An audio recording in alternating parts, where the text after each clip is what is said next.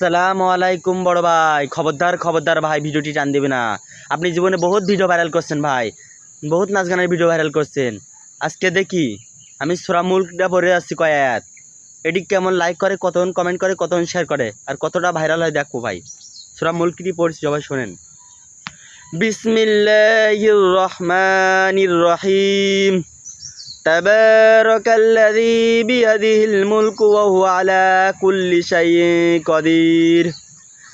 الذي خلق الموت والحياة ليبلوكم أيكم أحسن عملا وهو العزيز الغفور.